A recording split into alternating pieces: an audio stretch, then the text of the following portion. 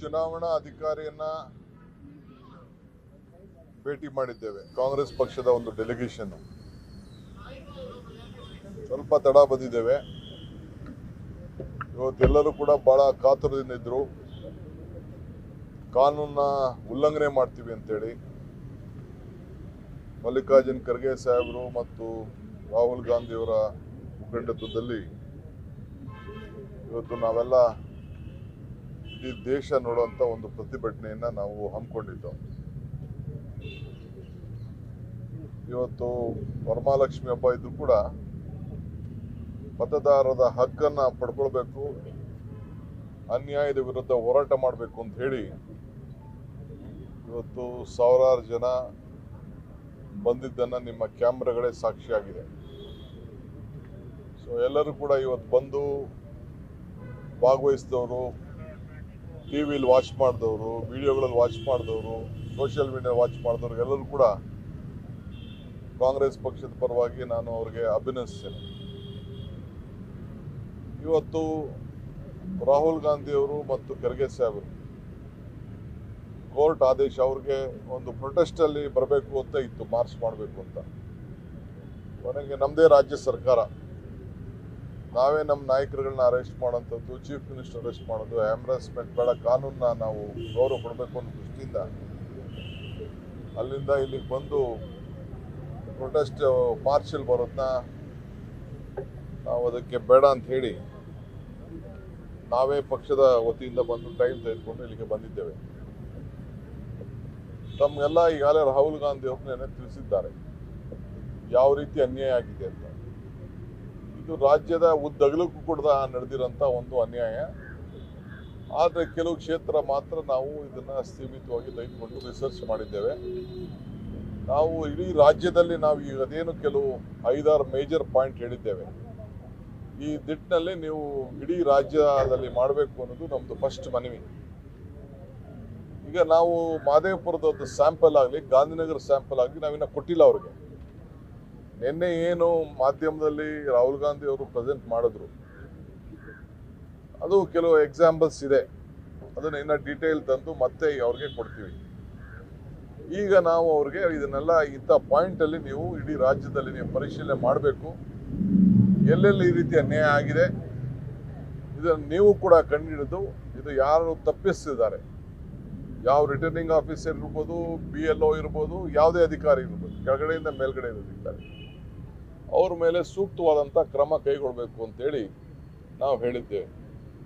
ಆಮೇಲೆ ಎಲ್ಲ ಡಿಜಿಟಲೈಸ್ ಇದೆ. ಒಂದೇ ಹೆಸರನ್ನ 5 ಕಡೆ ಸೇರಿಸುವಂಥದ್ದು, ನಮ್ಮ ಮನೆ ನಂಬರೇ ಇಲ್ಲದೆ ವೋಟ್ ಸೇರಿಸುವಂಥದ್ದು, ಖಾಲಿ ಸೈಟ್ಗಳಲ್ಲಿ ವೋಟ್ ಸೇರಿಸುವಂಥದ್ದು, ಒಂದು ವೋಟ್ ಇಂದ ಈ ವೋಟ್ ಇರೋ ವೋಟ್ನ ತಿರ್ಗಾ ಇನ್ನೊಂದು ಬೂತ್ಗೆ ಶಿಫ್ಟ್ ಮಾಡೋಂಥದ್ದು, ಇವೆಲ್ಲ ಕೂಡ ಅಕ್ರಮ ನಡೆದಿರೋದು ಬೇಕಾದಷ್ಟು ದಾಖಲೆಗಳಿದೆ.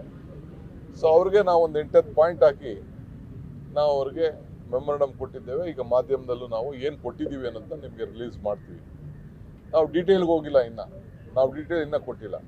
ಅವ್ರೇನು ಮಾಡಬೇಕು ಈ ವಿಚಾರದಲ್ಲಿ ನಮಗೇನು ಮಾಹಿತಿ ಬೇಕು ಅಂತ ಅಷ್ಟು ಕೇಳಿದ್ದೇವೆ. ಸೊ ನನಗೆ ಭಾಳ ಸಂತೋಷ ಆಯಿತು. ಈಗ ಹೊಸದಾಗಿ ಅಮುಕ್ ಕುಮಾರ್ ಬಂದಿದ್ದಾರೆ, ಅವರು ರಿಸರ್ಚ್ ಪ್ರಾರಂಭ ಮಾಡಿದ್ದಾರೆ. ಹೇಳಿದ್ರು ನಾವು ಇದ್ರ ಬಗ್ಗೆ ಆಗಲೇ ನಮ್ಮ ತನಿಖೆ ಪ್ರಾರಂಭ ಮಾಡಿದ್ದೀವಿ ಅಂತ ತಿಳಿಸಿದ್ರು. ಅದು ಭಾಳ ಸ್ವಾಗತಾರ್ಹ.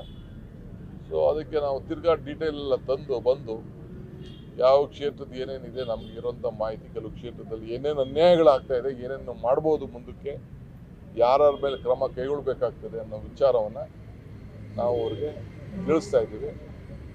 ಇಡೀ ಇದು ನಮ್ಮದು ಕರ್ನಾಟಕದ ಹೋರಾಟ ಅಲ್ಲ, ಮಹದೇವಪುರದ ಹೋರಾಟ ಅಲ್ಲ.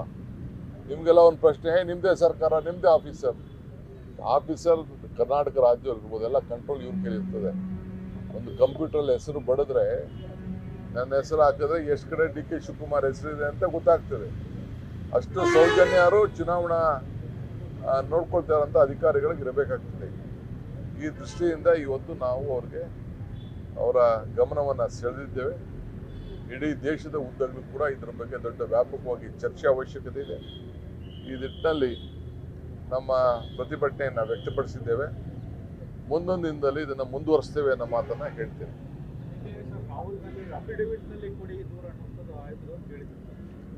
ಏನು ಅಫಿಡವಿಟ್ ರೀ?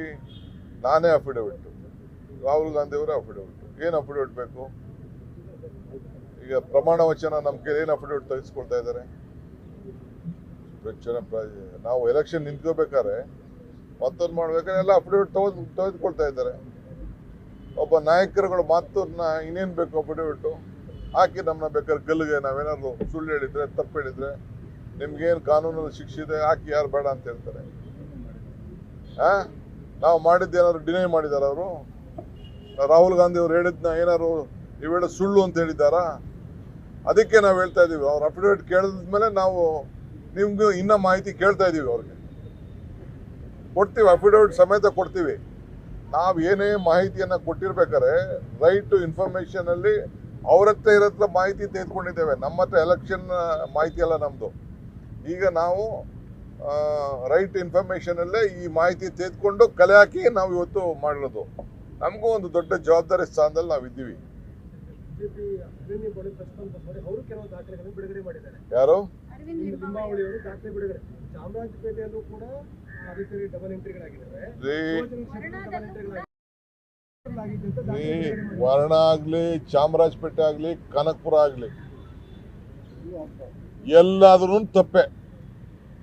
ಕ್ರಮ ಕೈಗೊಳ್ಳಿ. ಯಾರು ಮಾಡಿದ್ದಾರೆ ಅವ್ರ ಮೇಲೆ ಕ್ರಮ ಕೈಗೊಳ್ಳಿ. ವರ್ಣ ಆಗ್ಲಿ, ಕನಕಪುರ ಆಗ್ಲಿ, ಚಾಮರಾಜಪೇಟೆ ಆಗ್ಲಿ, ಎಲ್ಲಾರಾಗ್ಲಿ ಅದು ತಪ್ಪೆ. ತಪ್ಪಾಗಿದ್ರೆ ತಪ್ಪೆ. ಯಾರನ್ನು ಮುಚ್ಕೊಳಕ್ ಬರ್ತಾ ಇಲ್ಲ. ಯಾರೇ ಆಗ್ಲಿ ತಪ್ಪು ಮಾಡಿದವ್ರ ಮೇಲೆ ಕಾನೂನು ಕ್ರಮ ಕೈಗೊಳ್ಳಿ. ಒಂದು ಪಿಜಿ ನಡೆಸ್ತಾ ಇರುವಂತಹ ಸ್ಪಾಟ್ ಅಲ್ಲಿ 80 ಓಟು 70 ಓಟು ಇರುತ್ತೆ. ನಂತರದೆಲ್ಲ ಖಾಲಿ ಆಗಿದೆ, ಬೇರೆ ಬಿಲ್ಡಿಂಗ್ ಕಟ್ಟಿದ್ದಾರೆ.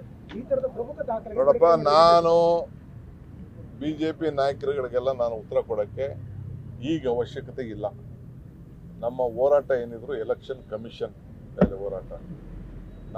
ನಮ್ದೇನಿದ್ರು ಹೋರಾಟ ನೀವು ಒಂದು ಪಕ್ಷದ ಧ್ವನಿಯಾಗಿ ಕೆಲಸ ಮಾಡಬಾರ್ದು ಅನ್ನೋದು ಹೋರಾಟ. ಅವ್ರಿಗೆ ನಾವು ಬೇರೆ ಎಲೆಕ್ಟ್ರಲ್ ಫೀಲ್ಡ್ ಅಲ್ಲಿ ನಾವು ಕೆಲಸ ಮಾಡ್ತೀವಿ, ಹೋರಾಟ ಮಾಡ್ತೀವಿ, ಆಗ ಉತ್ತರ ಕೊಡ್ತೀವಿ. Thank you.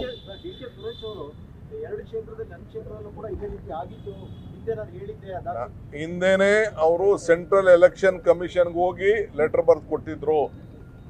ಆ ದಾಖಲೆನೋ ಮಾಹಿತಿನೂ ಇಲ್ಲೇ ಇದೆ ನನ್ನ ಹತ್ರ. ಎಲ್ಲ ಇದನ್ನು ಡಿ ಕೆ ಸುರೇಶ್ ಕೊಟ್ಟಿದ್ರು. D K Suresh central election ಕಮಿಷನ್ಗೆ ಹೋಗಿ ಲೆಟರ್ ಕೊಟ್ಟಿದ್ರು, ವಿತ್ ಮಾಹಿತಿ ಸಮೇತ ಕೊಟ್ಟಿದ್ರು. ಬೆಂಗಳೂರು ನಗರದ ಕ್ಷೇತ್ರದಲ್ಲಿ ಅವರು ಅದನ್ನ ಗಣನೆಗೆ ತೆಗೆದುಕೊಳ್ಳಿಲ್ಲ.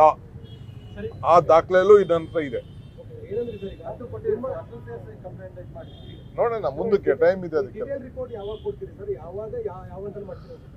ಫಸ್ಟ್ ನಾವು ಅವ್ರ ಕೆಲವು ಮಾಹಿತಿಗಳನ್ನ ಕೇಳಿದೀವಿ. ಅಫಿಷಿಯಲ್ ಆಗಿನ ಮಾಹಿತಿಗಳು ಕಳ್ತಿದ್ವಿ. ನೋಡೋಣ.